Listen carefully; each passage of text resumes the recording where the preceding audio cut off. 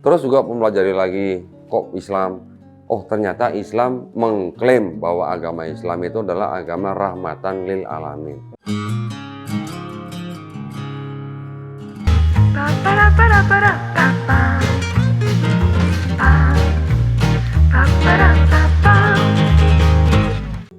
Iya, Karena menurut Yahudi, Islam juga pure monoteisme. Ya, tidak ada yang namanya penyembahan berhala di dalam hati dan bibir orang Islam. Menurut orang Yahudi ya. Ya. Saya pernah berdiskusi langsung podcast dengan Rabbi Tovia Singer. Rabbi Tovia Singer ini sengaja saya tanya, Rabbi, kalau menurut Rabbi, Tuhannya orang Yahudi dan Tuhannya orang Kristen dan Tuhannya orang Islam itu sama atau beda? Sama gitu. Dia berani mengatakan bahwa Tuhannya orang Yahudi dan Tuhannya orang Islam itu sama, yaitu Tuhannya Abraham, Yakub, Ishak dan Yakub. Ya. Tetapi kalau Tuhannya orang Kristen itu berbeda dengan Tuhannya orang Yahudi dan Islam. Kenapa? Karena Tuhannya orang Kristen itu mempunyai pribadi lebih dari satu dan mereka menyembah berhala. Siapa? Yesus itu yang dianggap berhala oleh orang Yahudi. Oke.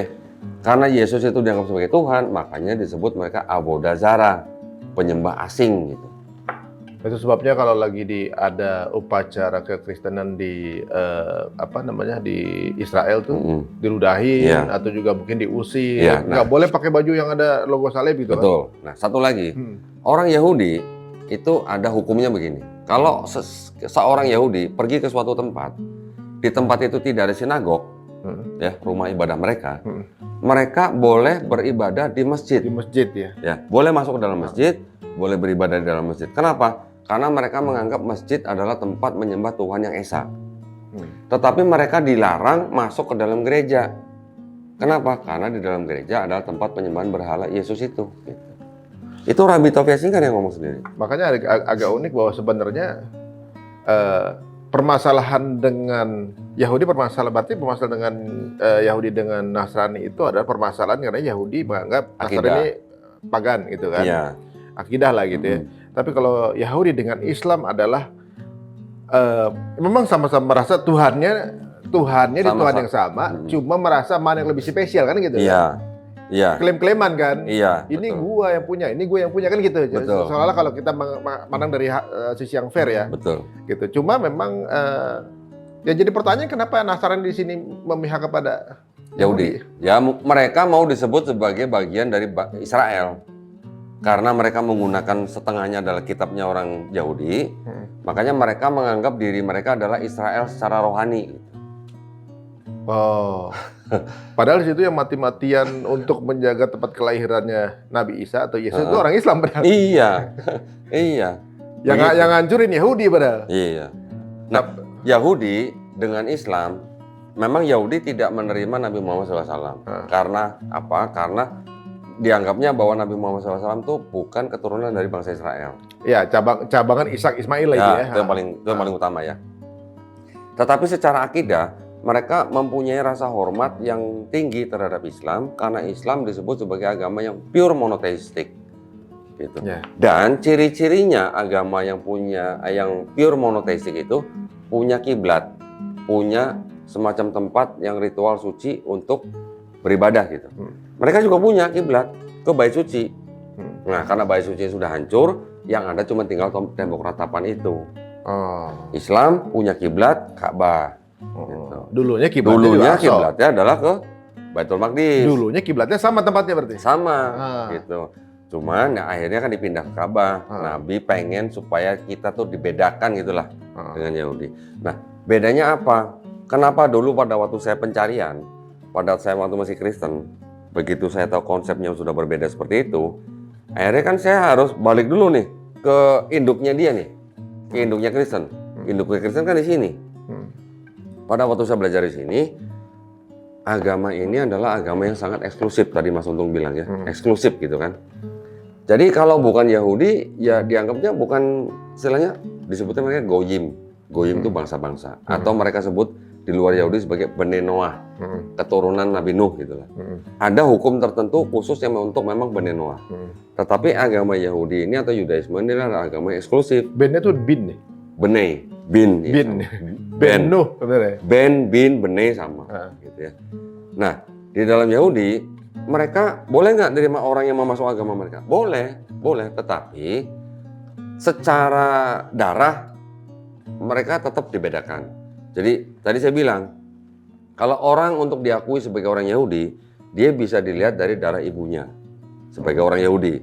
Tetapi kalau untuk menentukan kesukuannya harus dari darah ayahnya. Gitu, ya.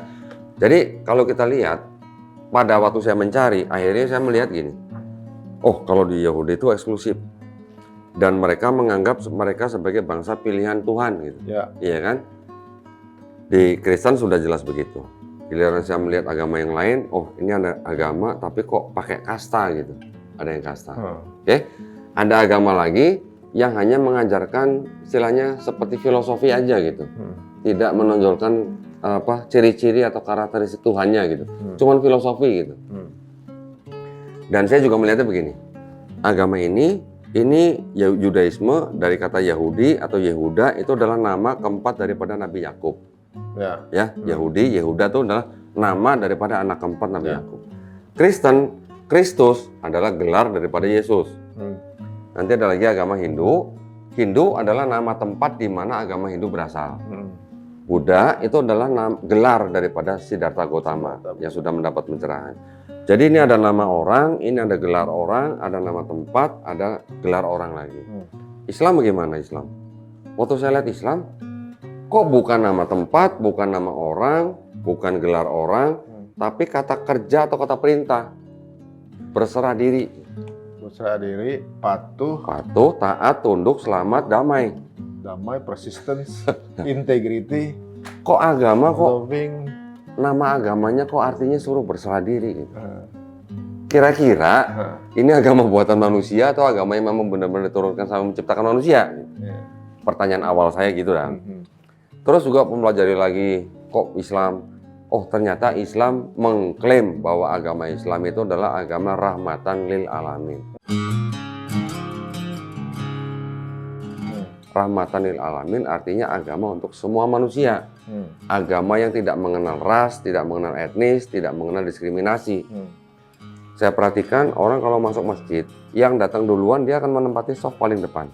Mau itu OB sekalipun dia datang duluan karena dia lebih bertakwa, dia lebih fokus, dia menempati saf depan. Tetapi kalau ada presiden datang telat, dia nggak bisa menggantikan orang saf depan untuk mundur digantikan dengan presiden itu nggak bisa. Jadi di dalam Islam ternyata yang saya lihat gini Mas, tidak ada diskriminasi, tidak ada perbedaan jabatan, tidak ada sosial, tidak ada ras, tidak ada etnis. Ya. Bahkan kalau si OB ini lafalnya bagus bisa jadi imamnya presiden misalnya. Betul. Jadi di dalam Islam yang akhirnya menggugah perasaan saya untuk mendalami Islam lebih jauh Mas, itu adalah khotbah dari Nabi Muhammad SAW sebelum beliau wafat. Orang Arab tidak lebih baik daripada orang non-Arab. Orang non-Arab tidak lebih baik daripada orang Arab. Yang lebih baik di antara mereka adalah yang takwa. Itu adalah ayat anti-rasis. Anti-rasis kan. Saya cari artinya takwa itu apa? Artinya takwa itu artinya hanya menjalankan perintahnya, menjauhi larangannya. Oh, so simple ya berarti ya. Benar. So simple gitu. Terus apa buktinya bahwa Islam itu adalah agama yang benar-benar turun daripada yang menciptakan langit, bumi, dan manusia? Kan harus saya cari itu. Saya sudah menemukan di dalam kesalahan dalam Bible. Saya sudah menemukan banyak kontradiksi dan kesalahan di dalam tanah. Tinggal Quran dong saya cari dong. Kalau Hindu tadi ada kasta, Buddha itu cuma filosofi. Agama ini diberi nama Islam. Orangnya Muslim. Muslim ternyata adalah orang yang berserah diri hanya kepada satu pencipta. Aslamu. Nah, jadi pada waktu saya ingin membuktikan bahwa benar Islam adalah agama yang diturunkan oleh yang menciptakan manusia dan alam semesta, saya pelajari dong Qurannya. Ternyata di dalam Quran banyak ayat-ayat yang berhubungan dengan sains yang ternyata sudah terkonfirmasi baru pada zaman sekarang. Ada jarak ratusan bahkan ribuan tahun semenjak Quran itu ditulis gitu. Pada waktu ayat itu ditulis di dalam Quran, belum ada. Mungkin orang-orang Arab pada zaman itu nggak ngerti. Maksudnya apa ya kalau besi diturunkan dari langit gitu, supaya bermanfaat bagi manusia. Al-Hadid ya. Al-Hadid ya. Bagaimana ceritanya orang zaman dulu orang tahu? Kan besi dari dalam perut bumi ya. Nggak taunya dari luar. Padahal dari langit, Dari langit. memang turun dari langit, jatuh di permukaan bumi, tapi itu bukan sampai di kerak bumi. Hanya di permukaan bumi yang bisa dieksplorasi oleh manusia. Ternyata besi itu benar menurut NASA memang tidak berasal dari bumi, tapi berasal dari luar angkasa. Ya, kemarin Megan yang dia kaget juga gara-gara ternyata cahaya bulan adalah pantulan dari matahari. Betul. Padahal di zaman itu belum ada yang keluar angkasa gitu. Betul. Di abad 19 baru orang tahu kan gitu. Saya cari tahu, pernah nggak Nabi Muhammad SAW itu ke Selat Gibraltar di Spanyol? Di selat kan, ada selat kan? Ada laut yang tidak ketemu begini. Ya. Saya cari hadisnya, ada nggak Nabi pernah ke sono ngeliat gitu? Nggak pernah.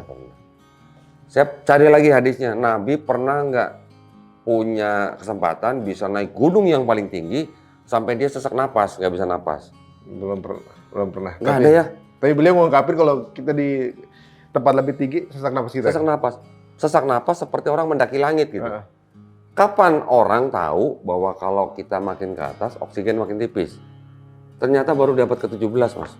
Benar. Tahun 1648, seorang penemu namanya Pascal, dia yang pertama kali tahu bahwa oksigen di atas makin ke atas makin tipis. Barulah setelah itu diteliti lah oksigen lah ya oleh ilmuwan-ilmuwan di Perancis dan segala macam. Akhirnya saya mengambil kesimpulan nggak mungkin Quran karangan manusia. Dan ternyata kalau setelah saya baca artikel-artikelnya, ada seorang profesor namanya Profesor Keith Elmore. Dia adalah seorang guru besar tentang embriologi. Bukunya dia dipakai di seluruh universitas yang belajar tentang embriologi. Akhirnya dia sampai datang ke Arab Saudi, membuat konferensi pers. Dia berani mengatakan sebagai orang Kristen bahwa Quran itu bukan karangan Nabi Muhammad, tapi Quran itu berasal dari Tuhan Sang Pencipta alam.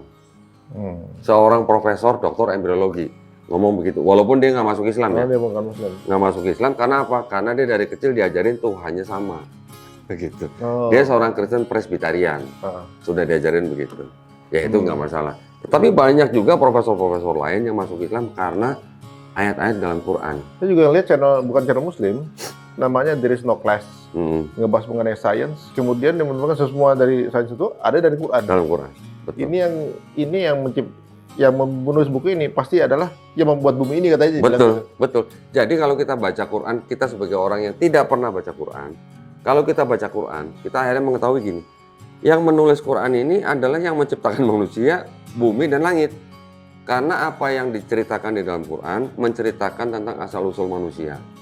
Dari mana manusia itu berasal, untuk apa manusia itu diciptakan, dan kemana manusia nanti setelah mati. Semuanya ada di situ. Bumi juga begitu, alam semesta juga begitu, langit, bintang juga begitu, ditulis di sini semua. Kalau bukan yang menciptakan, dia tahu dari mana gitu. Terbuktinya baru sekarang. Baru di abad 19 ya. Teori Big Bang misalnya. Di Quran ada kan? Di Quran disebutkan pada mulanya langit dan bumi kami satukan, kemudian baru kami pisahkan. Baru 50 tahun yang lalu mungkin ada teori Big Bang. Alam semesta mengembang, expanding. Tetap expanding sampai sekarang. Gunung itu ternyata seperti pasak. Ada seorang profesor namanya Frank Press menulis buku judulnya The Earth. Gunung disebut sebagai peak atau stake. Peak atau stake kan sama dengan pasak. Ini tanah, ada gundukannya, di bawahnya ternyata ada akar yang jauh ke bawah. Gunung Everest 8.800 meter atau 9 kilo lah. Itu yang keluar ke atas, yang tinggi ke atas. Yang di bawahnya berapa Mas? 125 kilometer. Oh, jadi maku ya? Maku. Ya. Dari mana teori gunung sebagai pasak? Sejak kapan adanya? Di zaman sains sekarang. Setelah sains ilmuwan-ilmuwan tahu bahwa ternyata benua-benua kita itu adalah lempengan. Lempengan-lempengan itu distabilisasi dengan gunung-gunung itu. Malah yang unik baru tahu kemarin tuh. Dulu waktu yang keluar di Quran ada tulisan bahwa kepulauan itu bergerak seperti awan. Iya. Kan diketawain orang dulu kan. Gunung bergerak juga loh Mas. Iya bergerak kan. Gunung juga bergerak walaupun cuma 1 senti setahun, tapi bergerak. Bagaimana caranya masa pulau-pulau bergerak seperti awan? Akhirnya baru di abad 19 ada teori mengatakan dibikin time lapse pergerakan kepulauan dicepetin. Iya. Dia punya kesimpulan bahwa jadi kepulauan itu bergerak seperti awan. Sekarang dari mana ayat-ayat seperti itu di dalam Quran bisa dikarang oleh seorang yang ummi? Iya, masalahnya yang zaman dulu juga belum ada penelitian itu ya. Kalau mau cari namanya Pangaea, teori Pangaea itu pergerakan kepulauan. Iya. Nah, Dan ini banyak sekali Mas gitu. Akhirnya pada waktu saya menemukan hal-hal seperti itu, kan saya jadi bengong. Dari mana Nabi Muhammad bisa ngarang ayat-ayat seperti itu? Jadi akhirnya setelah saya melihat seperti itu, karena saya sudah kadung mempelajari ulang Bible saya, mau nggak mau kan saya harus seobjektif mungkin memandang Quran nih. Ya, oke, Bible saya udah lihat, oh ini ada banyak permasalahan. Quran, ada nggak punya permasalahan yang sama dengan ini? Ternyata saya nggak nemu. Dan pada waktu saya membaca pertama kali Quran, ini yang nulis kayaknya sombong banget. Sombong banget kan? Maksudnya, biasanya kalau ada kita makalah kan, bukannya? Iya. Mohon maaf kalau ada kesalahan. Iya. Mohon maaf kalau ada kekurangan. Ini enggak, malah apa? Malah Allah Subhanahu Wa Taala menantang. Manusia kalau yang bisa bikin Quran satu surah aja.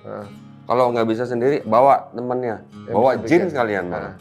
Berani-beraninya nantang manusia dan jin untuk membuat satu surah. Satu ayat ayo kan? Satu surah. Satu surah. Benar, satu surah. Dan sampai sekarang ada nggak yang bisa bikin? Nggak ada. Yang nyoba banyak. Yang nyoba banyak. Salah satu apologet Kristen yang saya tahu namanya George Soros. Mencoba membuat Quran. Saya beli tuh di Amazon. Saya kirim ke MUI itu. Jauh sekali dari elekuensinya bahasa Arab di Quran. Nah, uniknya bahwa Quran ini komanya dirubah aja orang tahu. Tahu. Nggak usah koma, tanda baca. Dulu waktu saya juga mungkin agak ya lihat-lihat sedikit gitu ya. Jadi ibaratnya kalau mungkin ada Doraemon datang, dia mengambil semua kitab suci seluruh dunia, dia dihilangin sama dia.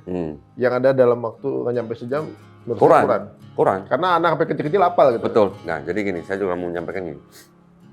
Bible dengan segala versinya, kalau semua hard copy, soft copy-nya dimusnahkan di seluruh dunia, bakal ada Bible lagi nggak? Tidak ada. Tidak akan bakal ada Bible lagi. Ya, maksud saya hard copy, soft copy, semua Bible yang di seluruh dunia dimusnahkan, tidak akan ada lagi Bible. Karena tidak ada orang yang hafal dengan Bible. Tetapi kalau Quran, semua mushaf, semua soft copy dimusnahkan. Dalam waktu singkat bisa ada lagi. Kenapa? Karena Quran dijaga melalui hafiz-hafiz Quran. Iya, ada di hatinya si para penghafal Quran. Hafiz-hafiz Quran. Berapa juta orang sekarang yang hafiz Quran? Kok bisa satu kitab dihafal bahkan oleh seorang anak pun? Gitu. Pada proses perjalanan ini, Ko Doni sempet nggak tabayun dulu lah gitu. Jangan-jangan kesalahan atau juga menganggap bahwa kesalahan-kesalahan dari kitab-kitab yang kalau dibaca sebelumnya adalah karena salah penafsiran dari pribadi. Jadi saya juga mempelajari tafsir, Bible commentary ya kalau di Kristen bilangnya, juga mengenai konsep teologinya, konsep keselamatannya, semua sudah saya pelajarin. Jadi saya sudah tahu di Kristen ini ada kelompok ini yang dengan pemahaman teologinya seperti ini, nanti ada kelompok lain lagi dengan pemahaman yang lain, kelompok lain lagi dengan pemahaman yang lain. Kalau tadi saya bilang, yang ini kitabnya orang Yahudi, kemudian menjadi kitab ini ditambah dengan perjanjian barunya orang Kristen, blek menjadi kitabnya orang Kristen. Orang Mormon pinter, kitabnya orang Kristen ini ditambah lagi dengan kitabnya orang Mormon, jadi kitabnya orang Mormon. Jadi Injil Mormon beda lagi? Ada lagi. Tapi juga menggunakan dua kitab ini. Ini kan dua ini udah menjadi kitabnya orang Kristen nih. Sama orang Mormon tempelin lagi satu lagi kitab mereka menjadi kitab Mormon. Gitu. Nah, jadi sama orang Kristen, Mormon disebut bukan Kristen. Jadi orang Kristen yang punya kitab yang separuhnya punya orang Yahudi diambil sama Mormon, ditambahin dengan kitab Mormon sendiri menjadi kitabnya orang Mormon. Sekarang berarti orang Kristen kan sudah bisa merasakan kitabnya diambil oleh kelompok lain, ditambahin dengan kitab lain, disebut sebagai kitab Mormon. Pertanyaannya nih ya kok, apa tujuannya orang-orang Mormon itu untuk kemudian merubah ini kan? Kalau untuk misalnya tujuannya buat hidayah, makin jauh dong kalau misalnya ada penambahan lagi kan gitu kan. Yang Mormon itu pendirinya mengaku sebagai nabi.